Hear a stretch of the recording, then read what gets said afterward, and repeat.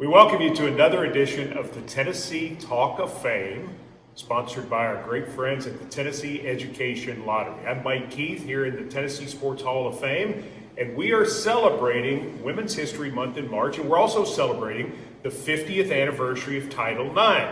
We couldn't interview every woman who is part of the Tennessee Sports Hall of Fame, but we picked a really good one from 2021, Cathy Bender. Hello. Hello, Mike. You're representing all the women, no pressure. That's a big job. As you walk through here and you see the contributions that women have made to sports in our state, what strikes you? What jumps out to you? I think that it's the diversity of contributions from coaches and administrative positions to actual athletic positions. It's just a wealth of accomplishments and celebrations that go back many, many years. And the history part of it, talking about Women's History Month, how women in athletics have helped advance women's history, have helped move women forward. It can't be denied. It cannot be denied, and it's not, it began on the athletic floor or and on the field, but it's carried over throughout their professional careers, and there's something about the athletic mind. There are a lot of lessons that come from it that provide you with the techniques and the skills that you'll need as you go forward in your professional life. No, a lot of people in Middle Tennessee don't know about Cathy Bender, the athlete, and what you did at Vanderbilt because your professional career as a financial advisor has been so successful. In some ways, that's almost a compliment in that you took the opportunity you had at Vanderbilt and you've carried it forward off the court, and it's helped lead you to success. I know you consider it a big factor. I really do. It's amazing. 5 years ago, I think I went into the Vanderbilt Sports Hall of Fame and then the Tennessee Sports Hall of Fame. And as a young athlete, you're just doing what you love, but there are lessons all along the way. My ability to lead in my competitive nature. I play in an arena where there's predominantly males, and sports, it equips you to be successful in that. So I'm looking at me now at 30 years in my profession and thinking, oh wow, I've had some accomplishments. And it's really ironic that I'm in a period where, going back 40, 45 years where I didn't know I was doing anything, that's where it really started.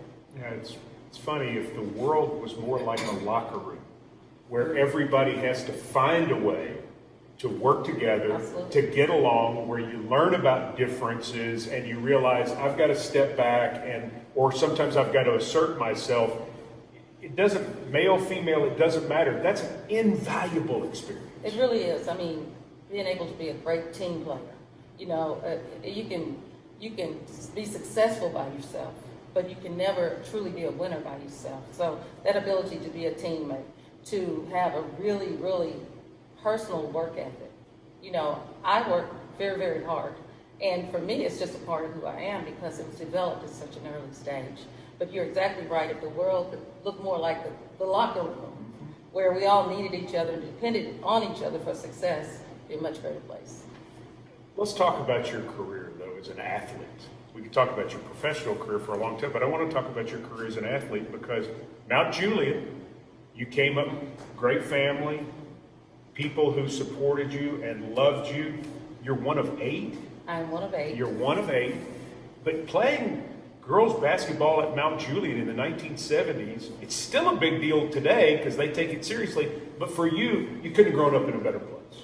I absolutely could not. But it's ironic that I tried out first in the 7th grade and again in the 8th grade, and I was the last person cut both of those years. So I actually finally made the team my freshman year, and I vowed to go out for cheerleading that year. So, but it was the right time for the right thing. It was the beginning of putting basketball on the map at Mount Juliet High School. Coach Larry Joe Inman showed up. We had a 20-0 freshman season, and we moved on, and I actually played for the varsity that freshman year. But as a result of that, we developed a program that was second to none around the country.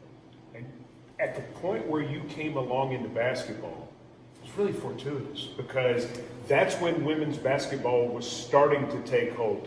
That's when universities were starting to invest. It wasn't just Old Dominion all of a sudden, it became other programs throughout the country. It did, and for me, I'll tell you how old I am. We played 3-on-3 back then, so I was a guard. Never in my career had I shot the ball before going to Vanderbilt University. But as a young ball player, we were able to really have expertise in what we did. I was an excellent defensive player, ball handler. I think I had 21 steals in my best game. So for me, it was an opportunity to really develop those skills, hone in. But it wasn't until my senior year that Tennessee went into full court, and clearly Pat Summitt contributed greatly to that. I was recruited across the SEC, but not Tennessee, because Pat said, if you haven't played the game, you can't play for me. So I think she was very influential in changing that. You became the first ever African-American woman to receive a full athletic scholarship at Vanderbilt. How did that happen? So, for me, had it not been for basketball, I don't even think I would have probably thought about going to a school like Vanderbilt, or maybe not even to college. I was the first in my family to go to college, and I really want to just pause there because it means so much. My dad was a Baptist minister, and he understood the importance of education. He worked at the VA hospital right across the street from Vanderbilt. And so when I accepted that scholarship, I had 3 younger siblings. And after I went to college, it wasn't whether or not they would go to college, it was where they go to college. So I have sisters who are biomedical engineers and electrical engineers and marketing managers because of that opportunity.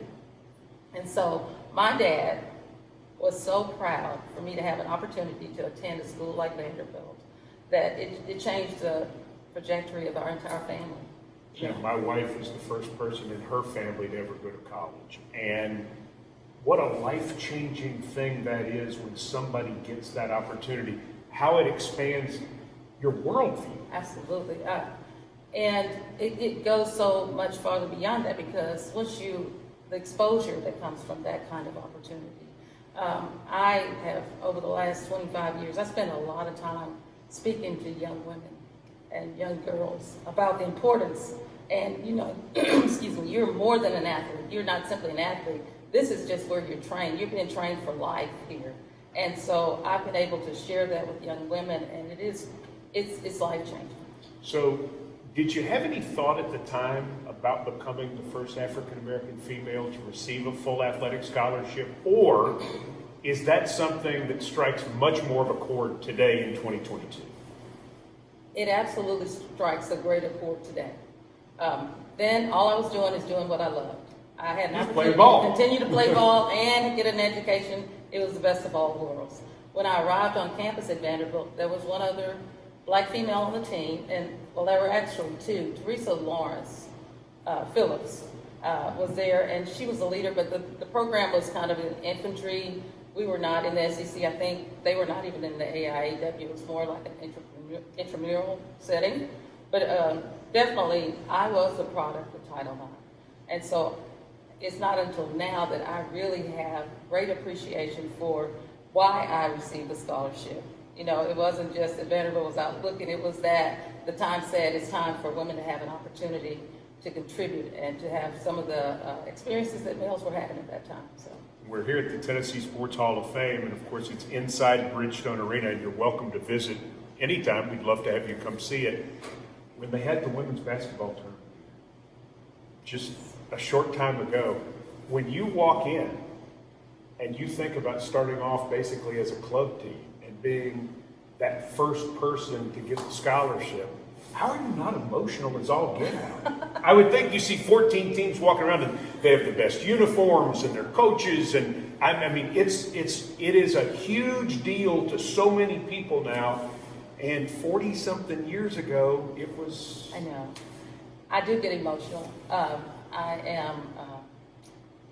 I guess Brad could tell you that my response when I received the call that I was going to be inducted into the Tennessee Sports Hall of Fame, it was bigger than I ever thought. It wasn't even a desire, it wasn't on my radar, because I just didn't think there's so many great people honored in this facility, in this room, in this space, that to be a part of that. And I remember during the SEC tournament when we were able to share that with some of those great teams that were here to play, it was just a proud moment to be recognized among some greats, and there are truly some greats in this room. I think about Lester McLean from Nashville. Good friend. Who was the first African-American football player in Tennessee. Perry Wallace, Yes. who unfortunately we lost, who's a member of the Tennessee Sports Hall of Fame. And then David Williams, who's going in this year, the outstanding Vanderbilt athletic director who changed everything.